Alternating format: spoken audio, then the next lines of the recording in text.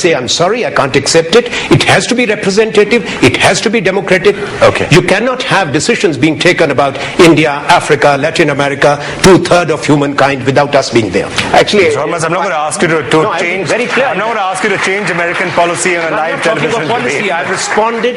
You asked me a question. I have responded. I think my people are right. Vikram, can I just come in there? Actually, I think that we can get concerned about this issue, but to the minister's point, which I completely agree with, what's going to happen is that if these institutions don't change, they will become increasingly irrelevant. Absolutely. And I think, therefore, we don't need to spend any time thinking about this. I would rather go back and think about what India needs to do to develop itself.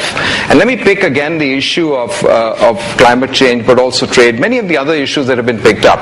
I think, sometimes it's quite good to come last, or to come second last, or to come in the middle of the vanguard, because you have an opportunity to learn from everybody else and to see what all the mistakes have been made. We have the opportunity to learn about regulation, we have an opportunity to learn about how societies have evolved, economic ways have evolved, and also to make sure we don't make the same mistakes that happened in the case of climate change. That's our opportunity in India. Okay, Mr. Ahmed, again, as I'm saying, I'm not going to get you to specify American policy on this, but in general, do you think global institutions will increasingly have to reflect the changing nature of the world, and are they doing it in an adequate fashion right now? Absolutely they do. And if the UN were to be reinvented today or invented today, the Security Council would look a lot different for the reasons the minister has described.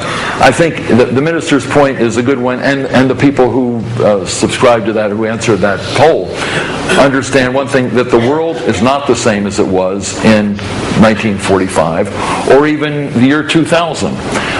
It's changing, and some institutions have the flexibility to change more rapidly than others. The G20 went from the G7 or G8, however you want to look at it, to the G20, with India playing a major role. The IMF and the World Bank are changing gradually. The votes are changing. The voice is changing. In other areas, if you look at the way the environmental issue was dealt with, there are relatively few countries in the global leadership group that include India and some of the bigger countries.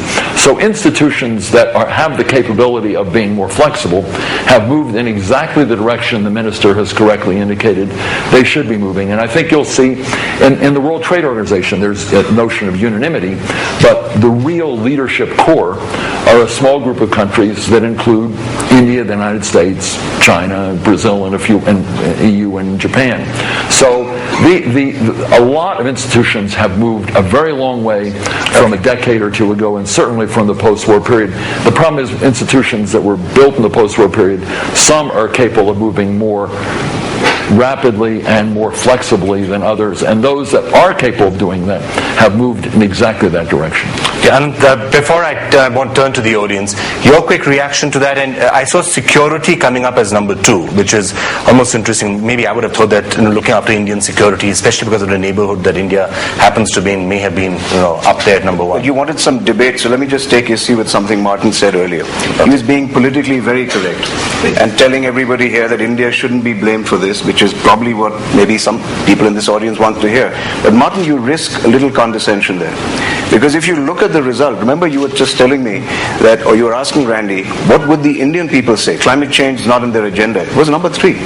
And I'm at pains when I go around the world to correct people's impressions that, you people are vehicle makers, you're belching pollution, your country wants growth with no regard to the environment. And I said, look, the Indian middle class is just as responsible a citizen of the world as anybody else. We want our children to be safe. So I say, as a businessman also, I want that opportunity. I see climate change as an opportunity. For God's sake, don't let us get away with this. Yes, but people... We should hear, and we should be innovative. No. Martin, are you going to allow him to get away with it? The only point I'm saying is people in glass houses shouldn't throw stones. Okay. That's all. Last thing, the question is, what I saw very interesting. What depressing but an opportunity. 26% of the people in the first poll, Randy, were not sure. And that's upsetting. They don't know what India stands for. Facebook and Twitter are abbreviated thinking. It tells you more about their top of mind. So before somebody who spends a lot of his time on Twitter, you spend a lot of your time on Twitter. Clearly there's a scope for a major branding. I was just going to say. So before I leave, I'm going to get Martin an assignment here for branding. I want to say one word. Let me turn to the final thoughts from you. One word on climate change. I think think it's very clear. It's in India's self-interest to develop a low-carbon economy.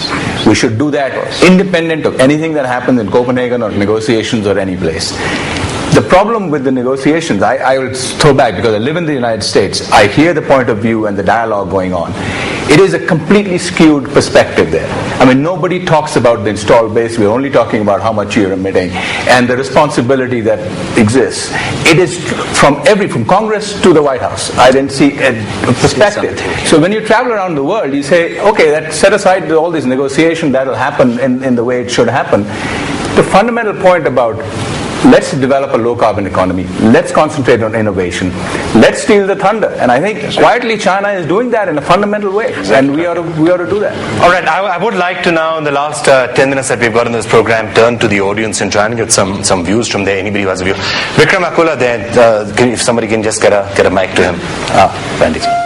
Yeah, my name is Vikram Akula, and I'm with SKS Microfinance. We serve about 6 million households across the country with financial services. My question is related to the fundamental failure, I think, of India's leadership story, which is the problem of poverty. Both in percentage terms as well as absolute terms, we have the most number of poor people when it comes to extreme poor, the second only to sub-Saharan Africa.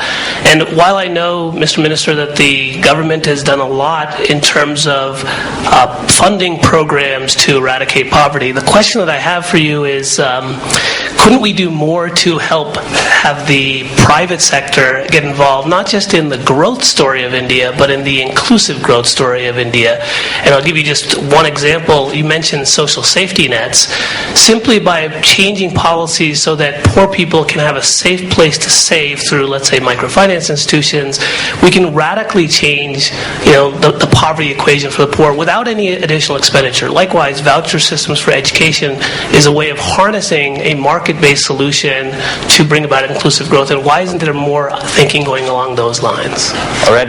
You want to quickly respond to that, or shall I take some more questions? Okay, very briefly. I think it's a very fundamental question. I do not know what makes you think that Prime Minister Manmohan Singh or the chairperson of the UPA, Sonia Gandhi, or me as a minister, of that matter, Pranab Mukherjee, they are not concerned, or the leaders who were there in office. Poverty is a painful reality in your country and my country, but it's also an accident of birth and accident of history. What has happened in the last 2 decades, that's how we should be looking at. That whether we are looking at a glass which is still half full or a glass which is still half empty, tens and tens of millions of Indians have been empowered and brought out of the poverty net. But when I was talking, I clearly put poverty eradication as number one. Talking also about the climate change, that it has to be tackled first. It's not a question of order or preconditions. Fact remains that 500 million Indians do not have access to commercial energy. So if you want to empower them and eradicate poverty, your energy consumption is bound to grow. So things are happening. We are a democracy and criticism is important, but we acknowledge what the private sector is doing, but private sector need to do more. Today it is no more a system where government makes the policies or private sector takes its own decisions. We work in a partnership.